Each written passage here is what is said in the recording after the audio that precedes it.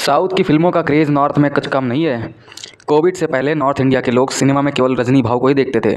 बाकियों को तो सिनेप्लेक्स, बी4U जैसे टीवी चैनलों पर देखना पड़ता था। पर कोरोना के बाद साउथ के स्टार्स ने भी डबिंग कलाकारों का सही इस्तेमाल किया और पैन इंडिया फिल्में रिलीज़ होने लगीं। जब से सुशांत सिंह राजपूत की मौत हुई उसके बाद लोगों का गुस्सा भी बॉलीवुड पर फूट पड़ा और साउथ सिनेमा प्यारा लगने लगा।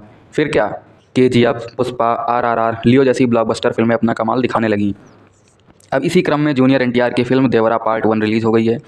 मैन ऑफ द मासेस के नाम से जाने जाने वाले एनटीआर की देवरा ने भी अपना धमाल, वही तड़कता भड़कता साउथ इंडिया वाला धमाल मचाना शुरू कर दिया। और हो भी क्यों ना, उसमें भी बैकग्राउंड में अपने अनिरुद्ध भाव ने भी जलवा दो बिखेरा है। देवरा पार्ट 1 तेलुगु सिनेमा की एक्शन ड्रामा फिल्म है जिसे डायरेक्ट किया है कोराटला शिवा ने और प्रोड्यूस किया है युसुधा आर्ट्स और एनटीआर आर्ट्स ने। इस फिल्म में एनटीआर का डबल रोल है। सीजेआई तकनीक और वीएफएक्स का शानदार प्रयोग किया गया है। यह फिल्म एनटीआर की 30वीं फिल्म है। पूरी फिल्म में अनिरुद्ध ने जान डाल रखी है। फिल्म में अपोजिट रोल में सैफ अली खान हैं और उसके अलावा जानवी कपूर, श्रुति मराठे, प्रकाश राज, श्रीकांत, सीने टॉम, नारायण, कलियारसन और मुरली शर्मा भी हैं। 27 सितंबर को रिलीज़ हुई इस फिल्म को IMAX, 4DX, screen x, D box, max 4D format में भी रिलीज़ किया गया। सिनेमाटोग्राफी आर रत्नावेलु का है और एडिटिंग ए श्रीकर प्रसाद। पर प्रकाश राज में डायरेक्टर को ऐसा क्या खास दिखता है कि हर बार स्क्रिप्ट पढ़ने को उन्हीं को पकड़ा देते हैं। नरेट करना होता है फिल्म में, प्रकाश राज को बुलाओ। केजीएफ में भी प्रकाश राज नरेट कर रहे थे, अब देवरा में भी वही काम। खैर छोड़ो, अब बात करते हैं कहानी की। फिल्म की शुरुआत होती है 1996 से, जब एक महीने बाद भारत में क्रिकेट वर्ल्ड कप होने वाला है। एक हाई लेवल सिक्योरिटी कमेटी बुलाई जाती है और दया और उसके भाई येती से सुरक्षा खतरों की चर्चा होती है। और फिर येती की खोज करते करते पुलिस वालों को पता चलता है येती आखिरी बार मुर्गा के साथ देखा गया था और अब उसके बाद से सब अंडरग्राउंड हो गए हैं। फिर पुलिस वाले डीएसपी तुलसी के पास जाते हैं और वहाँ से उनको रेड सी पहाड़ी का पता चलता है। फिर भैरा यानी सैफ अली खान के पास जाते हैं। पैसों का लालच देने पर भैरा पुलिस वालों को मारकर भगा देता है। फिर पुलिस वालों की मुलाकात सिंगप्पा यानी प्रकाश राज से होती है। अच्छा, वो पुलिस वाले भी खुद को बड़ा साना समझते हैं। भाई साहब जहाँ जाते हैं खुद को गुंडा बताकर या तो धमकी देते हैं या फिर मोटी रकम देने की बात करते हैं। वहाँ भी वे सिंगप्पा को हीरे की रिंग देकर लुभाना चाहते थे, पर सिंगप्पा को वो अंगूठी लेकर समुद्र में फेंक देता है और पुलिस अफसर तुरंत अंगूठी खोजने के लिए समुद्र में कूद जाता है, जहाँ गहराई में वो कुछ ऐसा देखता है जिसके बाद वो तुरंत बाहर निकलता है और दिल की धमनियाँ 200 की स्पीड से भागने लग जाती हैं। फिर सिंगप्पा से पूछने पर सिंगप्पा देवरा की कहानी बताना शुरू करता है। ये कहानी शुरू होती है आज़ादी के बाद से, जब पहाड़ी पर 4 गाँव के लोगों के पास कोई काम नहीं बचता।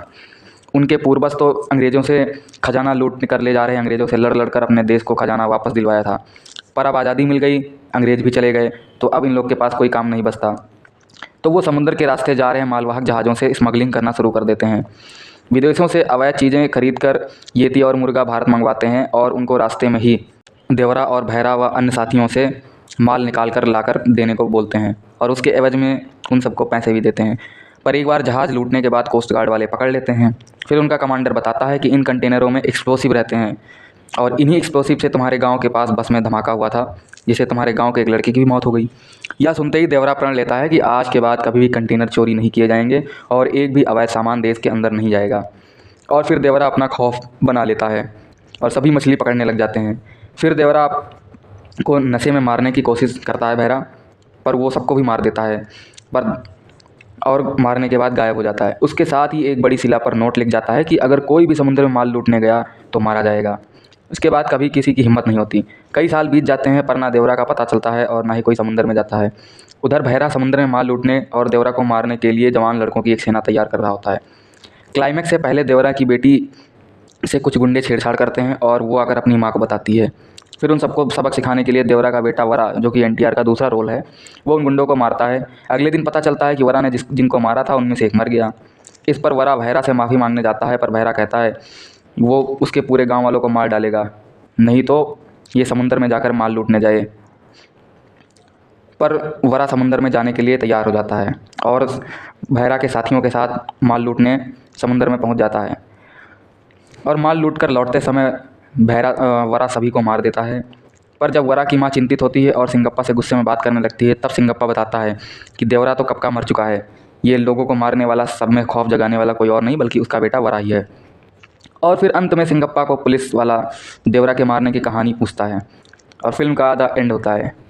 अगर मेरी तरफ से फिल्म को रेटिंग देनी है तो मैं दूंगा 4.5 आउट ऑफ 5, क्योंकि बीच में कुछ ऐसे सीन्स रखे गए हैं जिसको देखकर आपका पेंडिंग काम भी याद आने लग जाएगा। सिनेमा में बैठे बैठे यही सोचोगे मेरा काम क्या बाकी था, अच्छा ये करना है वो करना है। जो लोग पानी ज़्यादा पीते हैं उनको सुसु भी आ जाएगी। फिल्म में एक्शन धमाकेदार है और वीएफएक्स और सीजीआई का बढ़िया इस्तेमाल किया गया है। एनटीआर दोनों रोल में एक अलग लेवल की परफॉर्मेंस दी है। एनटीआर का एक्शन और अनिरुद्ध का म्यूजिक दोनों ने मिलकर फिल्म को बवंडर बना दिया है। और अब तो इंतज़ार है पार्ट 2 का।